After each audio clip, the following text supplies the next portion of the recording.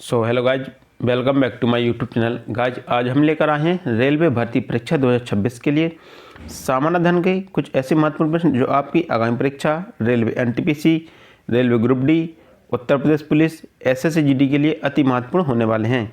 साथियों, यदि आप किसी भी गवर्नमेंट एग्जाम की तैयारी करते हैं तो ये वीडियो आपके लिए बहुत ही महत्वपूर्ण है। तो चलिए हम स्टार्ट करते हैं और वीडियो के अंत तक बने रहिए। साथियों, हमारा पहला क्वेश्चन है, प्रायद्वीप भारत की सबसे लंबी नदी कौन सी है। इसे पूछा गया कि प्रायद्वीप भारत की सबसे लंबी नदी कौन सी है। इसका ऑप्शन है गोदावरी नदी, कावेरी नदी, कृष्णा नदी या गंगा नदी। तो इसका राइट आंसर होगा गोदावरी नदी। साथियों, गोदावरी नदी प्रायद्वीप भारत की सबसे लंबी नदी है। तो इसका राइट आंसर ऑप्शन ए होगा। हमारा अगला क्वेश्चन है, प्रसिद्ध पुस्तक आनंद मठ किसने लिखी थी। इसे पूछा गया कि प्रसिद्ध पुस्तक आनंद मठ के लेखक कौन हैं। इसके ऑप्शन है रविन्द्रनाथ टैगोर, बंकिम चंद्र चट्टोपाध्याय, बाल गंगाधर तिलक या राजा राम मोहन राय। तो इसका राइट आंसर होगा बंकिम चंद्र चट्टोपाध्याय। ठीक है, प्रसिद्ध पुस्तक आनंद मठ के लेखक बंकिम चंद्र चट्टोपाध्याय थे। तो इसका भी ऑप्शन राइट आंसर होगा। हमारा अगला क्वेश्चन है, मानव शरीर की किस ग्रंथि को मास्टर ग्रंथि कहते हैं। इसे पूछा गया कि मानव शरीर की किस ग्रंथि को मास्टर ग्रंथि कहते हैं। इसका ऑप्शन है पीयूष ग्रंथि, थायराइड ग्रंथि, मस्टर्ड ग्रंथि या लार ग्रंथि। तो इसका राइट आंसर होगा पीयूष ग्रंथि।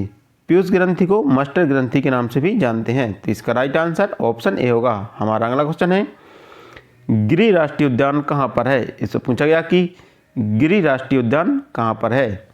इसका ऑप्शन है मध्य प्रदेश, राजस्थान, गुजरात या आंध्र प्रदेश। तो इसका राइट आंसर होगा गुजरात। गिरि राष्ट्रीय उद्यान गुजरात में स्थित है। तो इसका राइट आंसर ऑप्शन सी होगा। हमारा अगला क्वेश्चन है, कालबेलिया नृत्य किस राज्य से संबंधित है। इसे पूछा गया कि जो कालबेलिया नृत्य है वह किस राज्य से संबंधित प्रमुख नृत्य है।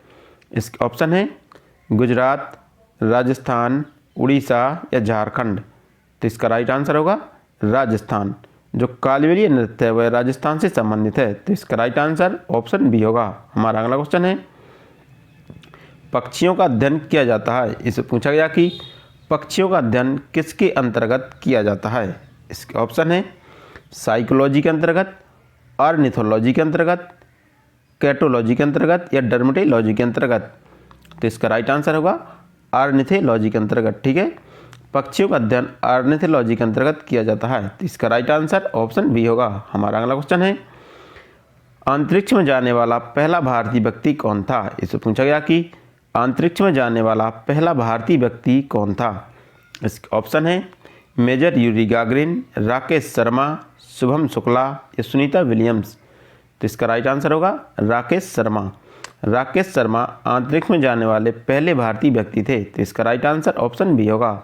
हमारा अगला क्वेश्चन है, किस ग्रह के चारों ओर स्पष्ट वलय पाए जाते हैं। इसे पूछा गया कि किस ग्रह के चारों ओर स्पष्ट वलय पाए जाते हैं। इसके ऑप्शन है बृहस्पति, शनि, अरुण या वरुण। तो इसका राइट आंसर होगा शनि। शनि के चारों ओर स्पष्ट वलय पाए जाते हैं। तो इसका राइट आंसर ऑप्शन बी होगा। हमारा अगला क्वेश्चन है, भारत के किस नगर को झीलों का नगर कहते हैं या झीलों की नगरी कहते हैं। इसके ऑप्शन है तमिलनाडु, जयपुर, उदयपुर या श्रीनगर। तो इसका राइट आंसर होगा उदयपुर। उदयपुर को झीलों की नगरी कहते हैं। तो इसका राइट आंसर ऑप्शन सी होगा। हमारा अगला क्वेश्चन है, किस भारतीय राज्य की जनसंख्या सबसे अधिक है। इसे पूछा गया कि किस भारतीय राज्य की जनसंख्या सबसे अधिक है। इसके ऑप्शन है राजस्थान, गुजरात, उत्तर प्रदेश या महाराष्ट्र। तो इसका राइट आंसर होगा उत्तर प्रदेश। साथियों, उत्तर प्रदेश की जनसंख्या सबसे अधिक है। तो इसका राइट आंसर ऑप्शन सी होगा। हमारा अगला क्वेश्चन है, हाल ही में कौन सा देश पारंपरिक डाक सेवा बंद करने वाला विश्व का पहला देश बन गया। इसे पूछा गया कि हाल ही में कौन सा देश पारंपरिक डाक सेवा बंद करने वाला विश्व का पहला देश बन गया है। आपको बताना है। साथियों, यह करंट का क्वेश्चन है। ठीक है, यह करंट का क्वेश्चन है और ये करंट पूछ लिए जाते हैं। तो इसमें हमने एक करंट का क्वेश्चन डाल दिया है। तो आपको बताना है कि कौन सा देश है जो हाल ही में डाक सेवा बंद करने वाला विश्व का पहला देश बन गया है। इसके ऑप्शन देखते हैं, जापान, डेनमार्क, सोमालिया या जिबूती। तो इसका राइट आंसर होगा डेनमार्क। डेनमार्क हाल ही में देश की पारंपरिक डाक सेवा बंद करने वाला विश्व का पहला देश बन गया है। तो इसका राइट आंसर ऑप्शन बी होगा। हमारा अगला क्वेश्चन है, रक्तचाप मापने के लिए प्रयोग किया जाता है। इससे पूछा गया कि रक्तचाप मापने के लिए किसका उपयोग किया जाता है। इसके ऑप्शन है लैक्टोमीटर, स्फिग्नोमीटर, सिस्मोग्राफ या ऑडियोमीटर।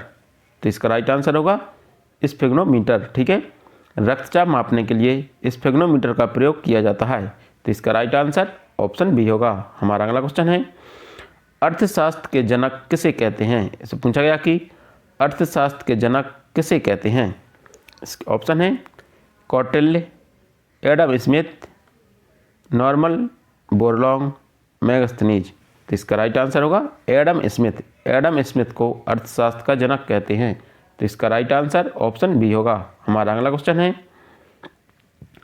भारत में 1 रुपये के नोट पर किसके हस्ताक्षर होते हैं। इससे पूछा गया कि जो 1 रुपये के नोट होते हैं उस पर किसके हस्ताक्षर होते हैं। इसके ऑप्शन है आरबीआई के गवर्नर के, वित्त सचिव के, वित्त मंत्री के या राष्ट्रपति के। तो इसका राइट आंसर होगा वित्त सचिव के। 1 रुपये के नोट पर वित्त सचिव के हस्ताक्षर होते हैं। तो इसका राइट आंसर ऑप्शन बी होगा। हमारा अगला क्वेश्चन है, वर्तमान में भारतीय संविधान में कितनी अनुसूचियां हैं। इससे पूछा गया कि वर्तमान समय में भारतीय संविधान में कितनी अनुसूचियां हैं। इसके ऑप्शन है 22, 12, 8 या 15। तो इसका राइट आंसर होगा 12 अनुसूची। ठीक है, वर्तमान समय में भारतीय संविधान में कुल 12 अनुसूची हैं। साथियों, संविधान निर्माण के समय संविधान में कुल 8 अनुसूचियाँ थीं और वर्तमान समय में 12 अनुसूचियाँ हैं। तो इसका राइट आंसर ऑप्शन बी होगा। हमारा अगला क्वेश्चन है, स्वराज्य मेरा जन्मसिद्ध अधिकार है, मैं इसे लेकर रहूँगा, किसने कहा था। ठीक है, इससे पूछा गया कि स्वराज्य मेरा जन्मसिद्ध अधिकार है और मैं इसे लेकर रहूँगा, ये किसका वाक्य है। ठीक है, इसके ऑप्शन है लाला लाजपत राय, बाल गंगाधर तिलक, सुभाष चंद्र बोस या इंदिरा गांधी। तो इसका राइट आंसर होगा बाल गंगाधर तिलक। बाल गंगाधर तिलक ने कहा था कि स्वराज्य मेरा जन्मसिद्ध अधिकार है और मैं इसे लेकर रहूँगा। तो इसका राइट आंसर ऑप्शन बी होगा। हमारा अगला क्वेश्चन है, मानव आमाशय में कौन सा अम्ल पाया जाता है। इससे पूछा गया कि मानव आमाशय में कौन सा अम्ल पाया जाता है। इसके ऑप्शन है सल्फ्यूरिक अम्ल, हाइड्रोक्लोरिक अम्ल, एसिटिक अम्ल या फार्मिक अम्ल। तो इसका राइट आंसर होगा हाइड्रोक्लोरिक अम्ल। ठीक है, मानव आमाशय में हाइड्रोक्लोरिक अम्ल या HCl अम्ल पाया जाता है। तो इसका राइट आंसर ऑप्शन बी होगा। हमारा अगला क्वेश्चन है, बेकिंग सोडा का रासायनिक नाम क्या है। इससे पूछा गया कि बेकिंग सोडा का रासायनिक नाम क्या है। इसका ऑप्शन है calcium carbonate, potassium sulphide, sodium bicarbonate या मैग्नीशियम हाइड्रोक्साइड। तो इसका राइट आंसर होगा सोडियम बाइकार्बोनेट। बेकिंग सोडा का रासायनिक नाम सोडियम बाइकार्बोनेट है। तो इसका राइट आंसर ऑप्शन सी होगा। हमारा अगला क्वेश्चन है, पंचायती राज व्यवस्था किस संविधान संशोधन के तहत स्थापित की गई थी। इससे पूछा गया कि पंचायती राज व्यवस्था किस संविधान संशोधन के तहत स्थापित की गई थी। इसके ऑप्शन है 74वां संविधान संशोधन, 75वां संविधान संशोधन, 73वां संविधान संशोधन या प्रथम संविधान संशोधन। तो इसका राइट आंसर होगा 73वां संविधान संशोधन। पंचायती राज व्यवस्था 73वें संविधान संशोधन के तहत स्थापित की गई थी। तो इसका राइट आंसर ऑप्शन सी होगा। हमारा अगला क्वेश्चन है, हॉर्नबिल महोत्सव कहाँ मनाया जाता है। इससे पूछा गया कि जो हॉर्नबिल महोत्सव है वह प्रतिवर्ष कहाँ मनाया जाता है।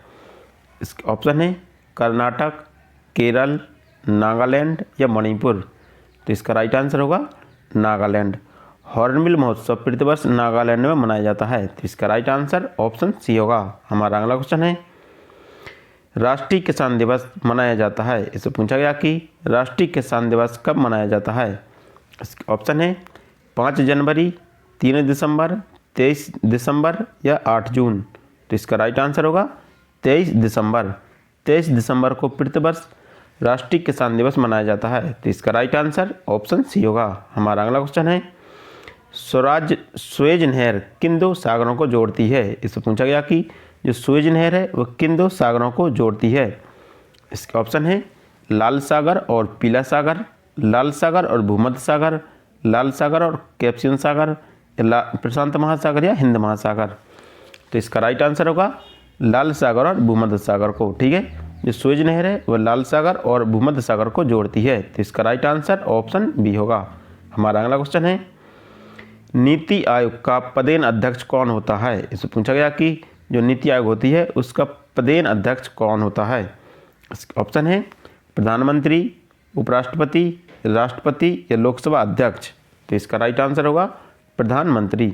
नीति आयोग का पदेन अध्यक्ष प्रधानमंत्री होता है। तो इसका राइट आंसर ऑप्शन ए होगा। हमारा अगला क्वेश्चन है, मानव शरीर का कौन सा अंग पित्त रस का उत्पादन करता है? इसे पूछा गया कि पित्त रस कहाँ पर बनता है। ठीक है, यह पित्त रस का उत्पादन किस अंग के द्वारा किया जाता है? इसके ऑप्शन है आमाशय, अग्न्याशय, यकृत या किडनी। तो इसका राइट आंसर होगा यकृत। साथियों, पित्त रस जो इसका निर्माण यकृत में होता है। तो इसका राइट आंसर ऑप्शन सी होगा। हमारा अगला क्वेश्चन है,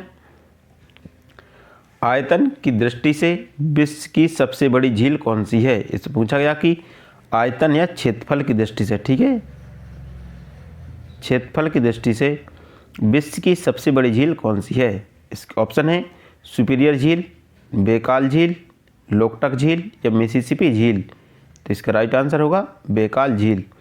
बेकाल झील आयतन की दृष्टि से सबसे बड़ी झील है। तो इसका राइट आंसर ऑप्शन बी होगा।